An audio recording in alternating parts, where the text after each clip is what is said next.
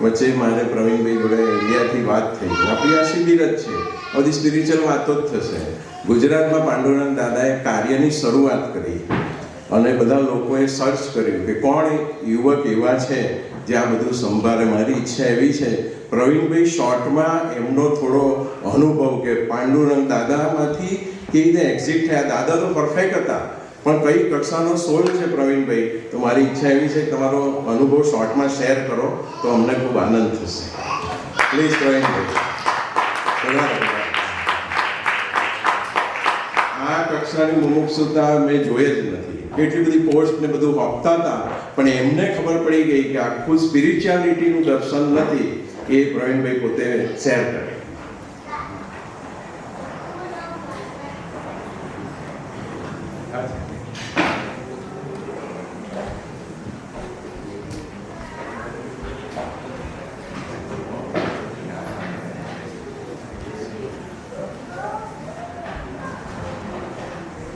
જય સ્વામિનારાયણ બધાને. અને મને પોતાને જ ખબર નથી કે બોસવાની એવી વાત કરાવડાવશે. મને ઇમેજિનેશન નથી કે મારે કંઈક બોલવાનું થઈને એવું કંઈક વાત કરવી પડશે. હું જ્યારે ગ્રેજ્યુએટ થયો 80ની અંદર ગ્રેજ્યુએટ થઈ ગયો હતો હું 1980માં. અને નાનકડા ગામમાં મારો જન્મ, અડાર ઘરનું જ ગામ.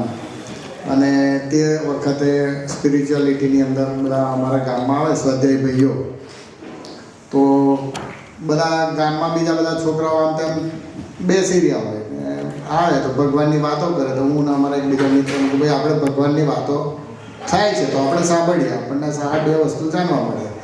એ રીતે અમે સ્વાધ્યાયમાં કનેક્ટ થયેલા. અને 80ની અંદર પછી હું જ્યારે ગ્રેજ્યુએટ થયો ત્યારે વિદ્યાપીઠની અંદર બોમ્બેમાં આ દાદાની જે આ સંસ્થા હતી એની અંદર ફ્રી એજ્યુકેશન આપે. એટલે અમે એ નક્કી કર્યું, અને એની અંદર સર્ટિફિકેટ ના મળે, ખાલી તમને જીવન જીવવાની કળા. એટલે મારી જિજ્ઞાસા બહુ, એટલે મેં ડિસાઈડ કર્યું ના, આપણે આપણી લાઈફની શરૂઆત કરીએ એના પહેલાં જો આપણને જીવવાની કળા મળતી હોય તો આપણે ત્યાં જઈએ. એટલે મારી પરિસ્થિતિ બહુ જ ખરાબ હતી, તો હું 2 મણ ચોખા વેચીને બોમ્બેની ટિકિટ ફડાવી અને બોમ્બે ગયો.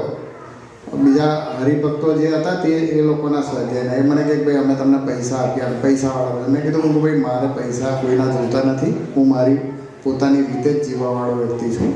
એટલે મેં મારી ત્યાં વિદ્યાપીઠની અંદર ખાવા પીવા રહેવાનું બધું ફ્રી હોય. એટલે પહેલા દિવસે દાદાની જોડે મિટિંગ થઈ તે વખતે બધા યંગ એકદમ, બધા એકદમ ટીકડી મારે ઊભા થઈ જાય એવા 40-45 યંગ હતા. એની અંદર હું ત્યાં ગયો. દાદાની મિટિંગ થઈ 12 વાગે. એટલે બધાને નામ પૂછ્યા, ક્યાંથી આવ્યા છે, બધી વાતચીત કરી. એટલે દાદાએ પછી કીધું કે ભાઈ કોઈને ક્વેશ્ચન હોય તો પૂછો. એટલે મેં પહેલા જ દિવસે દાદાને કીધું કે દાદા વિદ્યાપીઠની અંદર તમે ખાવા પીવા રહેવાનું બધું ફ્રી આપો છો અને તમે એજ્યુકેશન આપો છો, એવું તો નથી ને કે અમારું બ્રેઇન વોશ થાય ને પછી આખી જિંદગી અમે સ્વાધ્યાય જ કર્યા કરીએ, દાદા જ કર્યા કરીએ. એટલે દાદા એકદમ શોખ થઈ ગયા, કેમ કે કોઈ દાદાને પહેલે જ દિવસે આવું ના પૂછે. એટલે દાદાએ ચેક કર્યું કે આ છોકરો છે કોને, તો કે ભાઈ આ તો એના પપ્પા 3 વર્ષના હતા, ઓફ થઈ ગયા હતા, અને આ એક વિધવા બેન છે, એમનો દીકરો છે, પણ ઇઝ અ વેરી સ્માર્ટ ગાય. એટલે પછી દાદાને તે દિવસથી મારા માટે એક અલગ પ્રકારની એમને મારા માટેનું ઓબ્ઝર્વેશન એમનું થઈ ગયું. અને પછી દાદા જ્યારે કંઈ એમના ચપ્પલ નાખવાના આવ્યો તો નાખવાના, દાદા પછી મને કહે કે પ્રવીણ કઈ ગયો પ્રવીણ, એટલે મને બોલાવે કે આ ચપ્પલ જે છે ને આપણે ગટર ખોલ આપણે નાખવાના છે. એટલે દાદા મારા ખભે હાથ મૂકે અને પછી ચપ્પલ નાખવા જાય, ગટરનું બાયનું ખોલું એટલે દાદા ચપ્પલ નાખી દે. મેં કીધું મૂકું દાદા તમે આ ચપ્પલ હું જાતે નાખી દઉં તો એ વાંધો નહીં, તમે મારી જોડે પાછા આવો છો ગટરમાં નાખવા સુધી. મને કે ભાઈ પ્રવીણ એવું છે કે બધા લાખો હરિભક્તો છે, એટલે બધા એવું સમજે કે ભાઈ આ દાદા કૃષ્ણનો અવતાર છે, તને તો ખબર છે. હું દાદા હું તમને એવું માનતો નહીં, મૂકું તમે કૃષ્ણના અવતાર હું અમે તમને દાદા તરીકે જ ઉતરતો છું કે એટલે તો હું બધાને મેં તને લઈ જાઉં છું. ભાઈ બીજા બધા લઈ જતો ગટરમાંથી કાઢીને ઘેર લઈ જાય. એટલે દાદાને મારા એમની સાથેના આવા એકદમ ક્લોઝ રિલેશન હતા. અને દાદાને હું એવું જરૂરી નહીં કે ભાઈ દાદાની બધી વાતો સાથે હું એગ્રી જ થઉં. એટલે અને છેલ્લે દિવસે જ્યારે વિદ્યાપીઠનો પ્રસંગ પત્યો ત્યારે દાદાએ મને કીધું કે મેં દાદાને કીધું કે દાદા મારી પર્સનાલિટી પ્રમાણે તમને શું લાગે છે કે મારે જોબ કરવી જોઈએ કે મારે બિઝનેસ કરવો જોઈએ? તો દાદા મને કહે કે ભાઈ તારે જોબ તો તને સેટ જ નહીં થાય, તારે બિઝનેસ જ કરો. મારી પાસે એક રૂપિયો નહીં એટલે હું બિઝનેસ કરું કેવી રીતે? ગામડાનો વ્યક્તિ એટલે હું પછી સાયકલથી બરોડા આવ્યો, ટ્યુશન સાયકલથી લઈ ચલાવીને એ બધી મારી યાત્રા ચાલતી હતી. અને તે વખતે LND કેમિકલની અંદર ડૉક્ટર JM પટેલ, બીજા બધા ઇન્ડસ્ટ્રીયાલિસ્ટો મોટા મોટા એ લોકો દાદાના સાથે કનેક્શનમાં હોય. અને LNDમાંથી મારે ત્યાં ગાડી આવે કે ભાઈ આ પ્રવીણને ગામડે આવે ગાડી કે પ્રવીણને તે લાવો, આપણે LND કંપનીમાં જોબ અપાઈ દઈએ.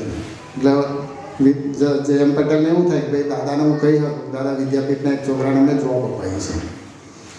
એટલે ગાડી ઘરે આવે તો ગાડી આવે એટલે બધા કે કેમ આવી હતી? ભાઈ આ તો જોબ માટે. તો કે તારી ભાઈ જોબ તો છે નહીં, તને LNDમાં જોબ મળે કેટલી મોટી વસ્તુ છે કે તને તારું લાઈફ થઈ જાય. હું ભાઈ દાદાએ મને ના પાડી છે ભાઈ જોબ કરવાની નહીં.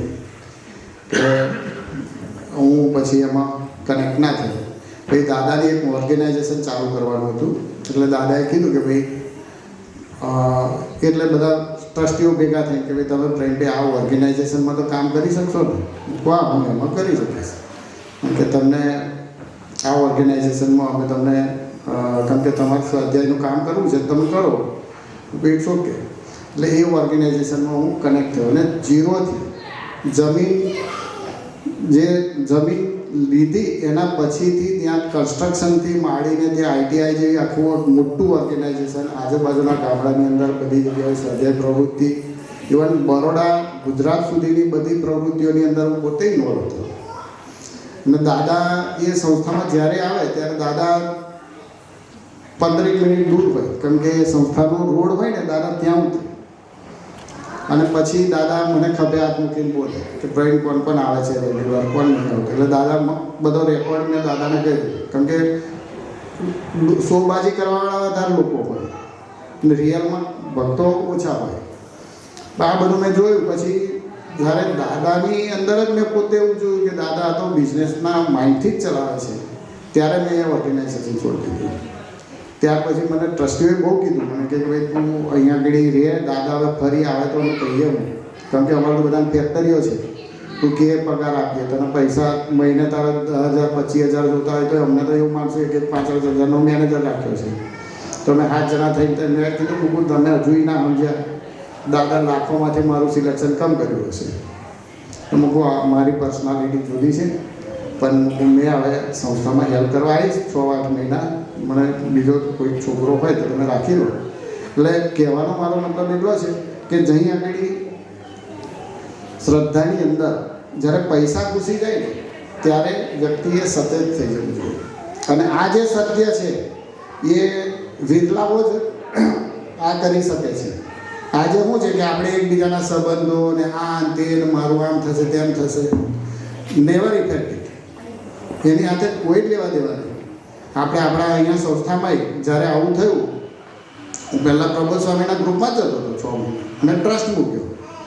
મોહન કાકાને બધાના ઉપર અમે ટ્રસ્ટ મૂકીને કે ભાઈ ના તમે જે કરો બરાબર છે. પણ જ્યારે એક સર્વમંગલ સ્વામી જ્યારે જાહેરમાં વાત કરી, આ રેકોર્ડેડ છે, એવું નહીં કે ખાલી હું તમને કહું છું, એ જાહેરમાં પ્રવચનમાં જ્યારે રેકોર્ડેડ હતું અને એમને કીધું કે અમારી પાસે અત્યારે 400 કરોડની પ્રોપર્ટી છે ને બીજા બધા અનુભવ કીધા, પણ મને કેવું this is not fair, there is something wrong.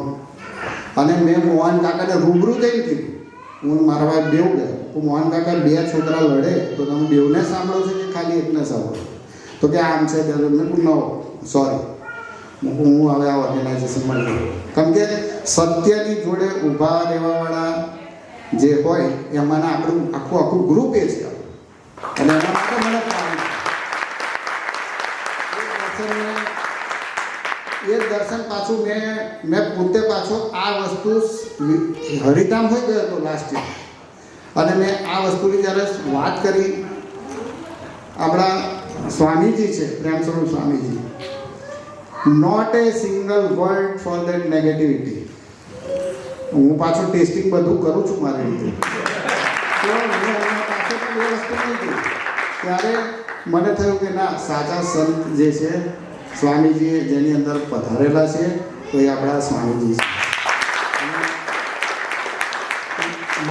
મારા વાઈફને એટલી બધી શ્રદ્ધા છે, એટલું બધું એને આના માટે છે કે મેં મારી વાઈફને ભાઈ આમ હાથ જોડીને રિસ્પેક્ટ કરું કે એને સ્વપ્નમાં આવીને સ્વામીજીએ કીધું કે હવે તારે ગાયત્રી માતાનું જે છે ગાયત્રી માતા કે હવે તારું બધું હાથ સ્વામીજી હાચવશે. ત્યાર પછી આજની તારીખે ઇવન ઘરમાં જમવાનું બનાવે તો એવું સમજીને બનાવે કે મેં હરિભક્તોને જમાડ્યું. જ્યારે આ એક ભાવના ઊભી થાય ને ત્યારે તમારી આપણું જે મેરેજ લાઈફ છે એની અંદર હોય ઘણો બધો ચેન્જીસ આવે છે. બહુ મારે લાંબી વાત નહીં કરવી. જય સ્વામિનારાયણ. પ્રવીણ અંકલ જે પ્રસંગની વાત કરી ને એ પ્રસંગમાં એવું હતું કે બધી ધમાલો ચાલુ થઈ ગઈ અશોક અંકલ અહીં આગળ શનિવારનું પ્રકરણ ને બધું. પછી અમે લોકોએ સભામાં જવાનું બંધ કરી દીધું. મેં, રાકેશભાઈ, આપણી આજે માંડ અહીં ઓકલેન્ડની વાત કરું તો 5-7 જણા હતા. ત્યાં સુધીની વાત પ્રસંગ બની ગયો કે હું, નિલેશ ધાનાની, રાકેશભાઈ, બીજા 2-4 યુવકો અમે 8-10 જણા ગયા શિવાની રેસ્ટોરન્ટમાં જમવા માટે.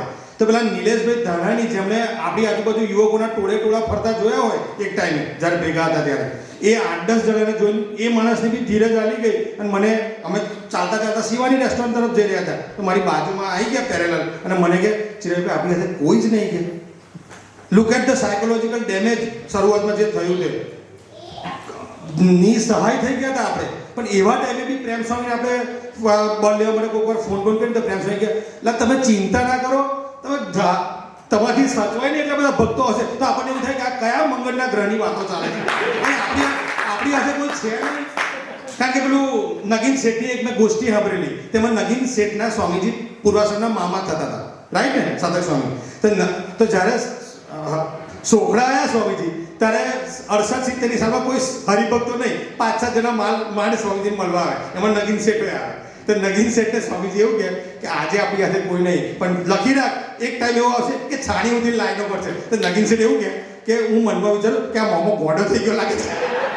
એટલે હું એવું નતું એટલું બધું એક્સ્ટ્રીમ બધી મેં ના વિચાર્યું, પણ મેં કીધું પ્રેમ સ્વામી કઈ દુનિયાની વાતો કરે, અહીં કોઈ છે નહીં, લાગે કે બહુ બધા આવશે. પણ એ 10 જણા હતા, આજે 100 જણની સભા ચાલે છે. અને પ્રવીણ અંકલે જે પ્રસંગની વાત કરી એમાં તો રાકેશભાઈ હોય સાક્ષીમાં છે. રાતે 11:30-12 વાગે ફોન આવ્યો, કારણ કે પ્રવીણ અંકલે દિવસે સભામાં જઈને આવ્યા હતા. અમે લોકોએ સભામાં જવાનું બંધ કરી દીધું. પેલી સભામાં ત્યાં આગળ સર્વમંગલ સ્વામીએ જે પેલું શું કહેવાય આને બધું નામ નહીં આવતા, પ્રોજેક્ટર પર ગઈ એમની ગોષ્ઠી ચડાવી અને જે ઠોકાઠોકી કરી આ 400 કરોડ ને 200 કરોડની. તો આમને મને ફોન કર્યો રાત્રે 11:30. હવે ડાયરેક્ટ તો પાછું તેવું તો માહોલ એવો તો કોઈ કશું પૂછાય ને તો મને ફોન કરીને કે ચિરાગભાઈ કેમ તમે આજકાલ સભામાં નહીં આવતા?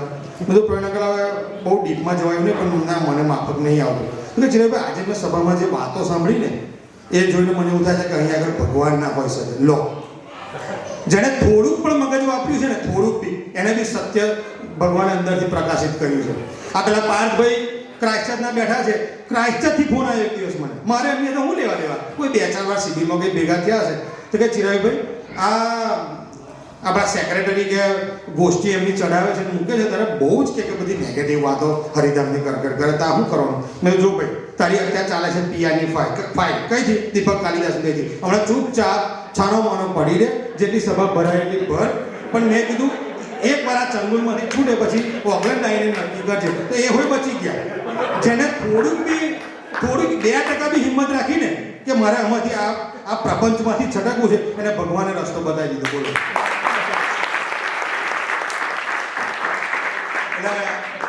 આવું છે. આ પ્રવીણ અંકલે જે વાત કરી એટલે મને એકદમ સ્મૃતિ થઈ આવી. કેવી રીતે હું રાકેશભાઈ ગાડીમાં બેઠેલા હતા તે વખતે, કારણ કે બીજું કોઈ બહેન આવ્યું હતું નહીં, અમે બે એકબીજાનું મોડું જોતા હતા. અમે બે એકબીજાનું મોડું જોઈને આવી તો વાતો કરતા હતા સુખ દુઃખની. એમાં પ્રવીણ અંકલનો ફોન આવ્યો હતો. અચ્છા, પછી એક પેલા કઈ ગયા ઉદ્દેશભાઈ?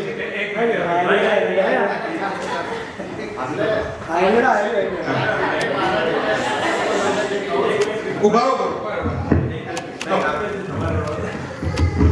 જે કંઈ આપણે જે આ સ્વામિનારાયણનું આપણી સંસ્થાની જે વાતો છે ઇવન પ્રેમ સ્વરૂપ સ્વામીજીની જે વિચારધારા છે એ પ્રમાણે આપણે કોઈનું નેગેટિવ બોલાય જ ના, કારણ કે એ જ આપણને શીખ આપી છે. માર્ચમાં હું ગયો ત્યારે એટલે આપણે કોઈના નેગેટિવિટીના માટે વિચારતા નથી, પણ આ મારા ખાલી એક મારા પર્સનલ જે અનુભવ છે એ આપણે ખાલી મેં તમારી જોડે શેર કર્યા છે. અને પ્રેમ સ્વરૂપ સ્વામીજીએ તો આપણને એ જ વાત કરી છે કે ભાઈ આપણે કોઈનું બોલવું નહીં, એટલે આપણે એને ધ્યાનમાં રાખીને એટલે આપણે કોઈ એવા નેગેટિવથી તમે કોઈ ના લેતા. આ આપણે જીવનની અંદર આપણને એક શીખ મળે એના દ્રષ્ટિથી જ આપણે ખાલી આ વિચારીએ છીએ, એક પોઝિટિવિટીથી વિચારીએ, નેગેટિવના એંગલથી આપણે નથી વિચારતા. જય સ્વામી.